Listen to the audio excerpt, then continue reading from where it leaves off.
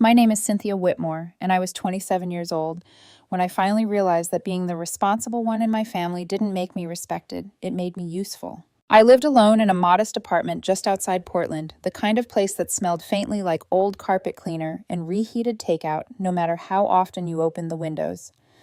That Tuesday afternoon felt painfully ordinary. I'd just gotten home from work, kicked off my shoes, and was standing in my kitchen reheating leftover pad thai, already bracing myself for another quiet night alone. That's when my phone rang.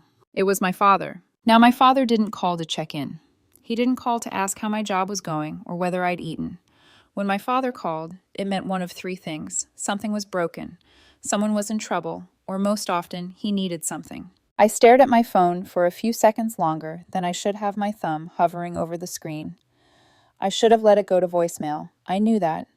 But some stubborn part of me, the same part that had spent my entire life trying to prove I wasn't selfish, answered anyway. "Hey, Cynthia," he said, his voice slipping into that forced cheerfulness he used when he was about to ask for a favor. "You got a minute?" I should have said no. Instead, I sighed. "Yeah, what's up?" He didn't bother easing into it. "Your brother's got a business idea," he said. "A good one. He's been working on it for months. Real serious this time. Just needs some startup capital." I waited. I already knew there was more. "Okay," I said slowly. Well, my father continued, "You've got that inheritance money just sitting there. It's not doing anything in savings, right?" My stomach dropped. Let me pause here because that inheritance wasn't just money, it was history. My grandfather, my mother's father, was the only person in my family who ever really saw me. He was quiet, thoughtful, and never loud enough to demand attention, which probably explained why I felt safest with him. When he passed away, he left me a modest but meaningful sum of money. No yachts, no trust fund fantasy, just enough to give me stability, a future. And the most important part, he left it only to me, not to my father, not to my older brother Marcus, just me. The will was clear, precise, intentional. I always believed my grandfather did that because he understood the family dynamic. Marcus was the golden child, the one whose mistakes were excused, whose failures were reframed as learning experiences. Meanwhile, I was the quiet one, the one who worked 2 jobs through college, the one who never asked for help, the one who cleaned up everyone else's messes without complaint. So when my father casually suggested I hand that inheritance over like loose change, something inside my chest tightened. "You're joking," I said, forcing out a thin laugh. Silence. "I'm serious, Cynthia," he replied. "Your brother's struggling. You're doing fine. And this idea, it matters to him." "Dad," I said carefully, that money was left to me. "I'm saving it for something important. It's not a bailout fund for Marcus's next impulse." His tone hardened. "You're being selfish." That word hit harder than I expected. Selfish. Me, the daughter, who paid grocery bills when my mother was sick. The sister who loaned money she never got back. The one who stayed quiet so everyone else could stay comfortable. "I don't think protecting what was left to me makes me selfish," I said, my voice shaking despite my effort to stay calm. "You wouldn't even have that money if it wasn't for this family," he snapped. I blinked. What does that even mean? He hesitated, then doubled down. "Just think about it. Marcus needs this. He's your brother." "Yes," I replied quietly. "And maybe if he'd made different choices, he wouldn't need me to rescue him again." "Think about it," he repeated, and then he hung up. I stood there long after the call ended, my fork frozen midair, the pad thai going cold. My chest felt hollow. Part of me was furious. Another part of me wasn't surprised at all. Because deep down, I'd always known this day would come. 2 days later, Marcus texted me. "No hello, no warmth. Dad says you're being difficult. We need this. You don't even have a mortgage. Don't be a baki." I didn't respond. A few hours later, another message came through. "You owe me." That was when something inside me cracked. I didn't reply, but I started documenting everything. Every text, every call, every voicemail. Because instinct told me this wasn't going to end quietly. And I was right. What came next wasn't just pressure, it was war. I don't know what I expected when I drove to my parents' house that Sunday, but I know what I hoped for. An apology, a conversation, some acknowledgement that maybe, just maybe, this had gone too far. The drive itself was quiet, the kind of quiet that presses in on you. I practiced lines at red lights, rehearsing firmness without cruelty, boundaries without burning bridges. "Dad, I've thought about it, but that money is important to me. Or maybe I love you, but I'm not a bank. I didn't want to fight. I wanted respect." I didn't even get the chance to speak. The moment I stepped inside the house, something felt wrong. Not loud wrong, not chaotic, worse, controlled. My mother was in the living room standing near the window like she'd been pacing for hours.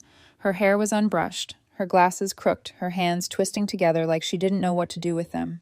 She looked smaller somehow, fragile. And then I saw Marcus. He was sprawled on the couch like he owned the place, legs wide, arms draped across the backrest, chin lifted with that same lazy entitlement he'd carried since we were kids. My father stood near the kitchen doorway, arms crossed, jaw tight, watching me like a referee waiting to blow a whistle. "Hey," I said slowly, "what's going on?" Marcus scoffed. "Oh, everything's fine. We were just waiting for you." "Waiting for me?" I asked. My father's voice cut in sharp and clipped. "Sit down." It wasn't a suggestion. I didn't move. No, someone needs to tell me why this feels like an intervention. My mother opened her mouth, hesitated, then closed it again. Her eyes flicked to mine for half a second before darting away. Guilt. Fear. I couldn't tell which hurt more. Then Marcus leaned forward and grabbed a manila folder from the coffee table. He tossed it toward me. It slid across the hardwood floor and stopped at my feet. "Open it," my father said. My hands were already shaking when I bent down. Inside the folder was a copy of my grandfather's will. Or at least it looked like one. My heart dropped as I scanned the page. Marcus's name was there. Not as a mention, not as a witness, as a beneficiary. My trust was split in half. "What is this?" I whispered. My father answered like he was explaining a grocery receipt. "It's the corrected version." I looked up at him, stunned. Corrected. "Your grandfather was old," he said. "He made a mistake. He meant to include both of you." "That's not true," I said immediately. "We were all at the lawyer's office. He was clear. He was lucid. We spoke to another attorney," my father interrupted. "Filed a petition. This fixes things." My pulse roared in my ears. You can't just rewrite someone's will because you don't like the outcome. Marcus stood up, then arms folding across his chest, that familiar smirk creeping onto his face. The one that used to make my stomach knot when we were kids. "You were always Grandpa's little favorite," he said, "but it's time to grow up. That money belongs to both of us." I turned to my mother. "Is this true? Are you okay with this?" She didn't answer. She just turned and walked out of the room. Something inside me snapped. "You forged legal documents," I said, my voice rising. "You're trying to steal from me." "Watch your mouth," my father snapped. "Don't make accusations you can't prove." "Oh, I can prove it," I said, shaking now. "I have copies. I have emails. I have everything from Grandpa's lawyer." "He was manipulated," my father shot back. "By you." I laughed. I couldn't help it. It came out sharp and ugly. I was 23 when he wrote that will. What did I do? Hypnotize him with good behavior? Marcus's voice went cold. "You always made yourself look perfect while I took the heat, but not anymore." "So this is about resentment," I said. "You couldn't handle that someone finally saw through you." "Don't talk to your brother like that," my father yelled. "He's trying to build something. You're just sitting on that money like a trophy." "No," I said quietly. "I'm protecting it from people like you." The silence that followed felt heavy enough to crush me. Then my father stepped closer and said the words that erased whatever hope I had left. "If you won't share the inheritance, you're no longer welcome in this house." Just like that. 27 years of holidays, birthdays, Sunday dinners, reduced to a condition. I didn't argue, I didn't cry, I didn't beg. I walked out. I got in my car, pulled out of the driveway, and didn't look back. 2 days later, my bank account was frozen. I found out when my rent payment bounced. The bank representative spoke calmly, professionally. A legal dispute had been filed regarding ownership of the trust. Until resolved, the funds were inaccessible. I hung up and sat on my bed shaking. They had actually done it. They hadn't just threatened me, they'd acted. And in that moment, I realized something terrifying and clarifying all at once. This wasn't a misunderstanding. This was war. I stared at my phone long after the bank representative hung up the silence in my apartment, suddenly deafening. My heart was pounding so hard it made my chest ache, each breath shallow and uneven. I tried refreshing my banking app again, even though I already knew what I'd see. The same red warning. Account temporarily restricted due to legal dispute. Frozen. They hadn't just crossed a line, they'd erased it. I called back, my hands shaking so badly I nearly dropped the phone, hoping maybe there had been a mistake, a system error, anything. But the answer didn't change. A claim had been filed questioning ownership of the trust. Until the court resolved it, the money was locked. I hung up and slid down against the wall, my back hitting the floor hard enough to knock the air out of me. For a few seconds, I just sat there staring at nothing. Then the panic hit all at once. Rent, utilities, groceries, my car payment. I checked my checking account, $1,342. That was it. That was everything I had left that they couldn't touch. The betrayal hurt, but this was terror. I called my grandfather's lawyer that same afternoon. Mr. Halpern answered on the second ring, his voice steady, familiar. Hearing it nearly broke me. They froze it, he said, after I explained, his tone sharpening instantly. That shouldn't have happened without substantial cause. I think they filed something, I whispered. A fake will. They're saying Grandpa made a mistake. There was a long pause on the line. Then very quietly, Cynthia, that's fraud. Those words grounded me more than comfort ever could. I met him the next morning. I brought everything: emails, texts, the forged document Marcus had shown me, even an old voicemail my grandfather had left years ago, talking about wanting me to be secure. Mr. Halpern flipped through the pages, his jaw tightening with every sheet. This is sloppy, he muttered, and desperate. Whoever filed this is counting on you running out of money or resolve. Can we fight it? I asked. Yes, he said firmly, but it will take time. Time was exactly what I didn't have. That night I didn't sleep. I lay in bed replaying my father's words, my mother's silence, Marcus's smirk.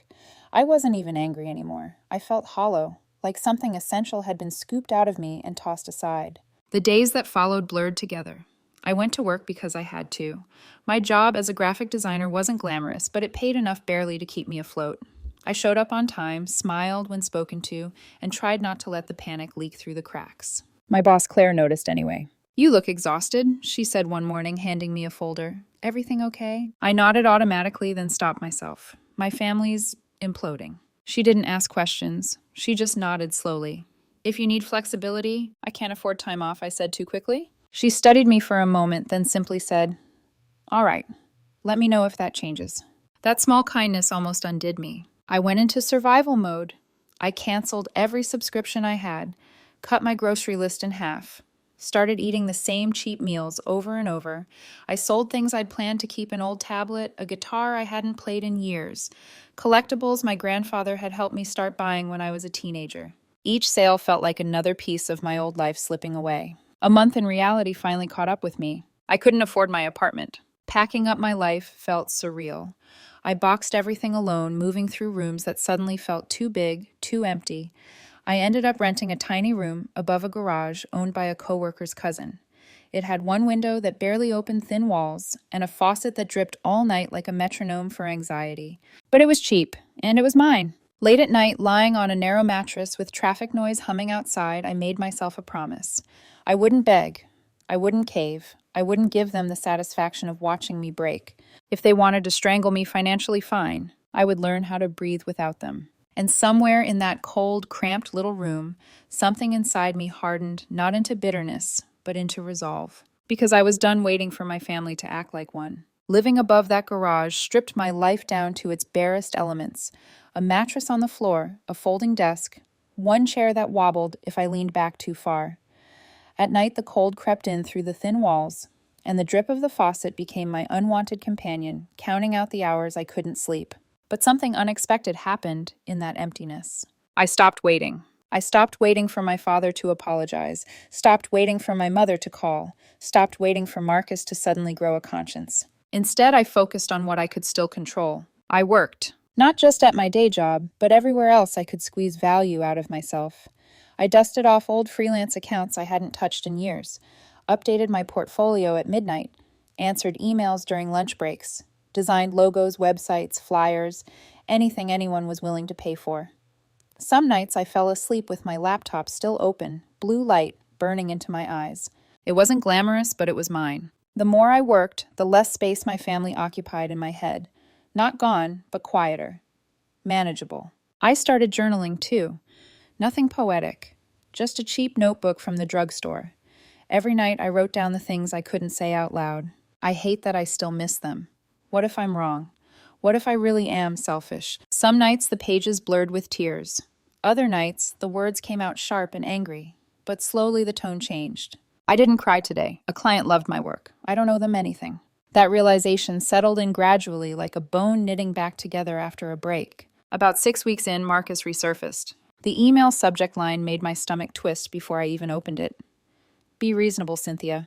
He wrote like nothing had happened, like we were negotiating a bad dinner bill instead of the theft of my future. Dad's furious, but whatever. Let's just talk before this gets worse. I didn't respond. An hour later, another email arrived. You're dragging Mom into this. She's not doing well. All this stress. Don't you care what it's doing to her? That one hurt. Because I did care. I always had. Even when she stayed silent. Even when she walked out of the room instead of standing up for me. But I recognized it for what it was, now emotional blackmail. I forwarded both emails to Mr. Halpern. Good, he said when I told him. Let them keep digging. The court date was set a week later. 6 weeks out. For the first time since everything had exploded, I had something solid to hold on to. A timeline, an endpoint, a light at the end of the tunnel, however faint. I threw myself into routine. Woke up early, started running in the mornings, even though I hated every step. Cooked cheap but real meals, instead of surviving on instant noodles. I bought a small cactus for my room because it was the only plant I trusted myself not to kill. I named it Hank. Somewhere in that rhythm, I stopped feeling like I was drowning. Then one afternoon, Claire called me into her office. I've been watching your work, she said, sliding a folder across the desk. You've taken on more than anyone else and clients love you. I braced myself without knowing why. We'd like to promote you, she continued. Junior art director. It's not a massive raise, but it's a start, and we'll cover your certification fees if you want to expand your skills. I didn't trust my voice, so I nodded. That night, back in my tiny room, I sat on the floor holding the offer letter and cried. Not from grief, from relief. For the first time in months, something had gone right that my family had nothing to do with. I allowed myself one dangerous thought. Maybe I'm not losing everything. But just as that hope took shape, something darker was already on its way, something that made it clear Marcus wasn't done. Because the next time he reached out, it wasn't with guilt or manipulation. It was with a threat. The threat didn't come as a call or a text. It came as paper. I noticed the envelope the moment I stepped out of my car. It was wedged awkwardly into the rusted mailbox outside the garage unit, stark white against the flaking metal. No return address. Just my name written in block letters, heavy and rushed. Cynthia Whitmore. My stomach tightened. I stood there longer than necessary, keys still in my hand, the cold evening air biting at my skin. Some instinct told me not to bring it inside. Like whatever was sealed inside that envelope didn't deserve to cross the threshold of the only place that still felt remotely safe. I tore it open under the flickering motion sensor light. Inside was a single sheet of printer paper. No greeting, no signature. Just 8 typed words, centered on the page like something out of a bad crime movie. If you fight this, you'll regret it forever. That was it. For a second I laughed. It came out shaky and sharp, a sound that surprised even me. This was what it had come to. Anonymous threats slipped into mailboxes. Marcus the Golden Child reduced to scare tactics. But the laughter didn't last. Because I knew my brother. I knew what he was capable of when he felt cornered. When we were kids, he had broken my nose and told our parents I'd walked into a door frame. They believed him. When we were teenagers, he slashed my bike tires for telling Dad he'd skip school. He got grounded for a weekend. I was told to stop provoking him. Marcus had always been protected from consequences, from accountability, from reality itself. Now, for the first time, someone was saying no to him, and he didn't know how to handle it. I folded the letter carefully and slipped it into my bag. Not because I was afraid, but because I was done underestimating him. That night I didn't sleep much, but I didn't spiral either. Something had shifted. Up until then, I'd been reacting, putting out fires, trying to survive, hoping the system or my family would eventually do the right thing. They weren't coming. No one was going to save me. So I decided to stop playing defense. I opened my laptop and started digging into the one thing that had supposedly justified all of this madness, Marcus's business idea. It didn't take long to find. He'd posted a pitch video on a crowdfunding platform months earlier. There he was, standing in front of a rented office space wearing a borrowed suit, talking about disruption and digital wellness and changing lives. It was polished on the surface and completely empty underneath. Buzzwords, no product, no timeline. But the comments caught my attention. Didn't this guy already try something like this a few years ago? I followed that thread. 10 minutes later, I found an archived website for a failed startup Marcus had launched years earlier under a different name. Same logo, same app description, same promises. That company had vanished after raising tens of thousands in seed money. The comments were brutal. Total scam, never got a single update. Avoid this guy. My pulse quickened, not with fear, but with clarity. I screenshot everything. Then I went deeper. I called an old college friend, Brandon, the kind of person who thrived on chaos and spreadsheets in equal measure. I explained just enough to pique his interest. I need to know if my brother's ever been in trouble for business stuff, I said. There was a pause, then a grin in his voice. Oof, messy. Give me a few days. When he called back, his tone had changed. He was served a cease and desist in 2022 by a former investor, Brandon said.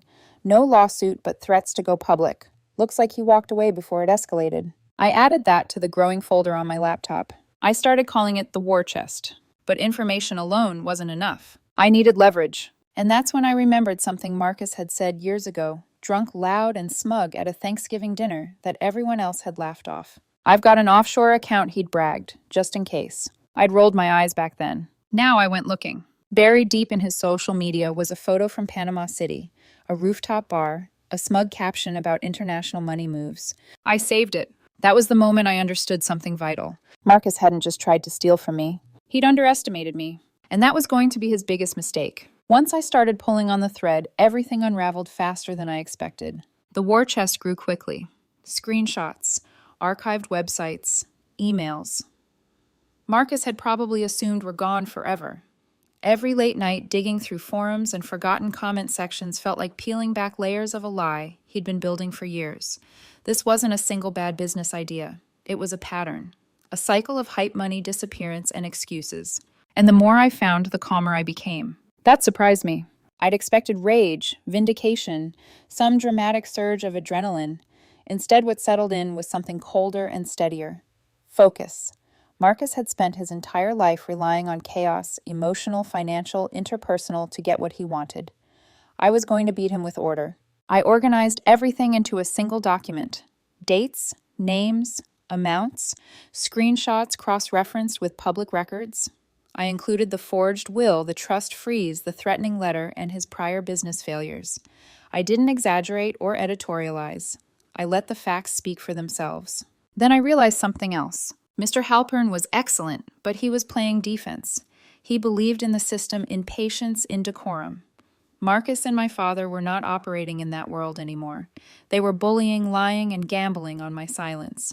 I needed someone who understood pressure. Through a friend of a friend, I booked a consultation with Maya Lin, a former corporate litigator who'd gone independent after burning out on protecting executives from their own messes. She showed up to our meeting in combat boots and a blazer that looked like it had seen war. She already had a file open when I walked in. I did some preliminary digging, she said, flipping her laptop around. Your brother's not subtle. I exhaled slowly. I don't want revenge. I want this to stop. Maya smiled, not kindly but approvingly. Good. Because stopping him will hurt more than revenge ever could. We went through everything together. She asked sharp questions, poked holes, made notes. When I showed her the forged will and the bank freeze, her expression hardened. This isn't just a family dispute, she said. This is fraud, and not the cute accidental kind. She laid out the strategy calmly like she was discussing a chessboard. We wouldn't just fight the inheritance claim. We'd escalate it.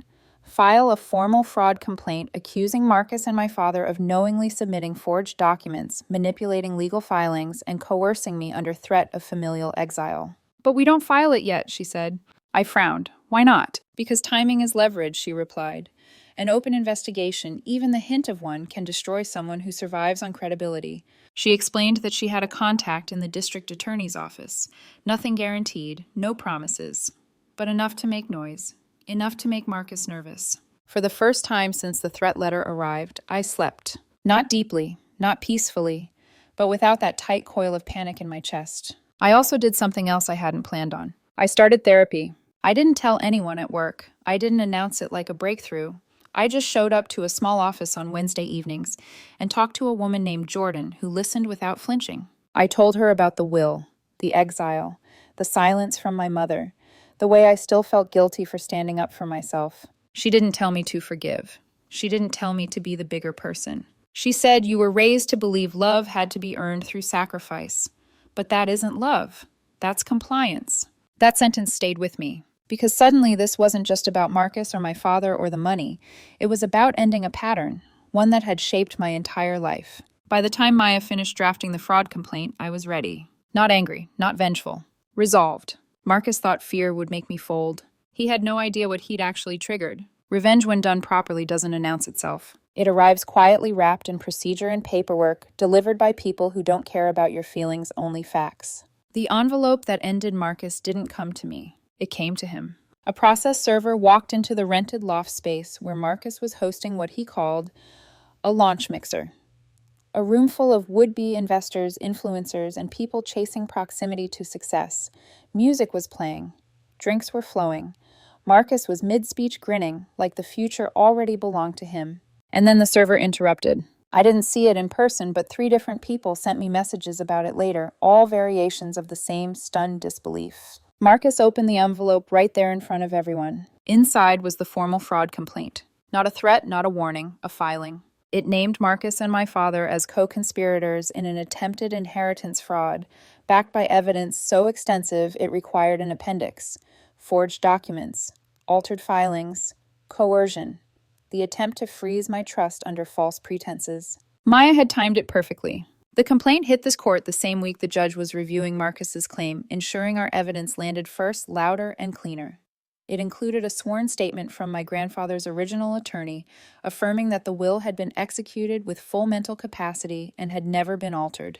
The moment that document reached the judge's desk, Marcus's story began to collapse. Maya didn't stop there. She forwarded the filing anonymously to a local business news tip line. Nothing sensational, just enough for an article to appear. Local startup founder named in inheritance fraud dispute. It wasn't a headline scandal, but it didn't need to be.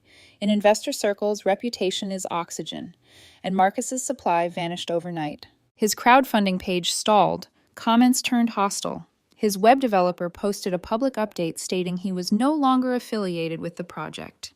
Even people who had once defended him quietly distanced themselves. Marcus tried to spin it, of course, posted vague statements about family misunderstandings and haters trying to sabotage him. But once your name is linked to words like fraud, forgery, and legal investigation, explanations stop working. Then came the final nudge. Remember that offshore account? Maya flagged the Panama transfers in our complaint and quietly CC'd the appropriate federal department. It wasn't enough to trigger an immediate audit, but it was enough to open a file. And we made sure Marcus knew. 2 weeks later, he received a formal notice expressing interest in foreign financial activity. I can only imagine his face when he opened that envelope. My father's downfall was quieter but deeper. The complaint laid out his role plainly: coercion, manipulation, and participation in fraudulent filings under threat of familial exile. It wasn't emotional language. It was clinical, legal, permanent. Word spread quickly in our small town. Golf buddies stopped calling. Rotary Club meetings grew awkward.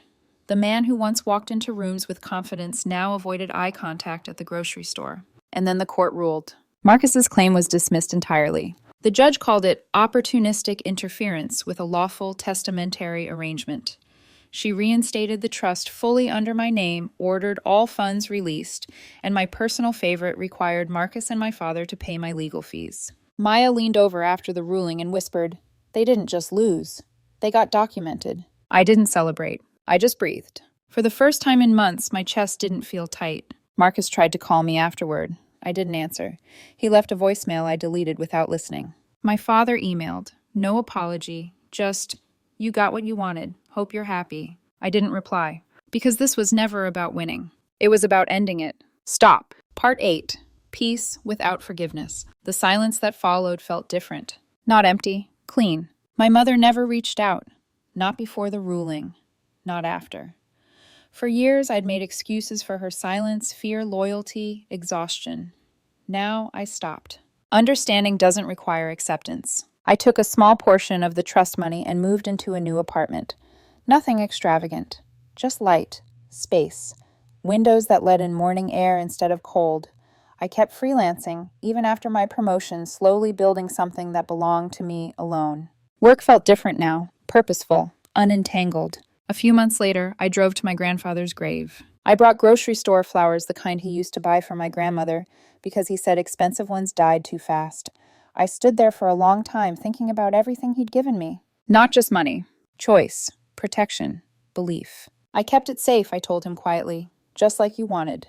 And I meant it. Because the truth is, this was never about inheritance. It was about boundaries, about refusing to be the family resource instead of a human being. About choosing self-respect over approval. I didn't burn bridges. I stepped back and let people reveal who they were when they couldn't use me anymore. And I walked away with my future intact, my voice reclaimed, and something I hadn't felt in years: peace